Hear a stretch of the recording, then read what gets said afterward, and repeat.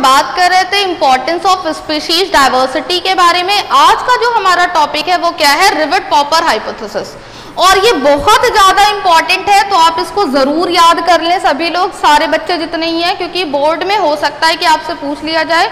जो मैंने आपको बोला है कि 3-3 नंबर के 12 क्वेश्चंस आते हैं, तो उनमें से कभी कभी ये क्वेश्चन भी पूछ लिया जाता है, या कभी कभी ऑब्जेक्टिव में भी ये पूछ लिया जाता है कि रिवेट पॉपर हाइपोथेसिस दी किसने दी। तो आप ये बहुत अच्छे से समझ के चलो, जो ये रिवेट पॉपर हाइपोथेसिस है ये पॉल एहरलिख ने दी थी। इनका नाम है पॉल एहरलिख, समझ रहे हो। इन्होंने क्या कहा था, इन्होंने ये बोला कि जो इकोसिस्टम है, यानी कि जो हमारा पारितंत्र है वो किस तरीके से होता है, वो एरोप्लेन है समझो, और जो स्पीशीज है, जो उसकी प्रजातियां हैं, वो किस तरीके से है, रिवेट हैं। एरोप्लेन मतलब हवाई जहाज, रिवेट मतलब होता है नट बोल्ट। तो अब आप ये समझ के चलो कि जितने भी एरोप्लेन हैं भाई, उनके जितने भी पार्ट्स हैं वो किससे, वो कई सारे नट बोल्ट से जुड़ करके बने हैं। तो इन्होंने एरोप्लेन को क्या बताया है, इकोसिस्टम बताया है, और स्पीशीज को क्या बताया है, रिवेट बताया है। किसने, पॉल एहरलिख ने। इन्होंने क्या कहा कि if every passenger travelling in the aeroplane, मतलब जितने भी यात्री हवाई जहाज में यात्रा कर रहे हैं, स्टार्ट टेकिंग रिवेट होम, अगर एक एक करके सारे नट बोल्ट अपने वो एरोप्लेन के निकालते चले जाएंगे, तो क्या होगा, जो स्पीशीज है वो धीरे धीरे गायब होने लगेगी। जितनी जो प्रजातियां हैं आपके लिविंग ऑर्गेनिज्म की, वो धीरे धीरे विलुप्त होने लगेंगी। इनिशियली इट में नॉट अफेक्ट फ्लाइट सेफ्टी। अब हो सकता है कि एक पैसेंजर गया, उसने एक रिवेट निकाला, मतलब एक नट बोल्ट निकाला।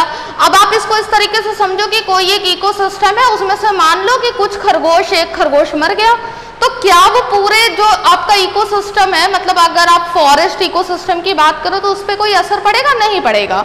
लेकिन तो ये क्या लिखा है, but over a period of time plane become weak and dangerous. लेकिन अगर सारे यात्री यही काम करते रहे, उसमें से एक एक रिवेट निकालते रहे, एक एक नट बोल्ट निकालते रहे, तो क्या होगा, जो इकोसिस्टम है वो पूरी तरीके से वीक हो जाएगा, डेंजरस हो जाएगा। इसका क्या मतलब है कि जो स्पीशीज हैं, जो प्रजातियां धरती पर मौजूद हैं, वो सारी विलुप्त हो जाएंगी और धरती पर जीवन समाप्त हो जाएगा, एक तरीके से आप कह सकते हो।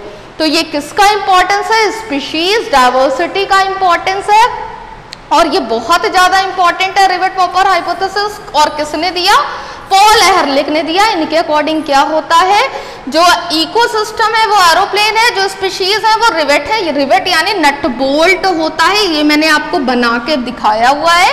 अगर आप इसमें से एक एक करके नट बोल्ट निकालते जाओगे तो शुरुआत में तो कोई फर्क नहीं पड़ेगा। अगर एक एक यात्री, रिवेट का मतलब है नट, पॉपर का मतलब है टेक अवे करना, पॉपर का मतलब होता है टेक अवे।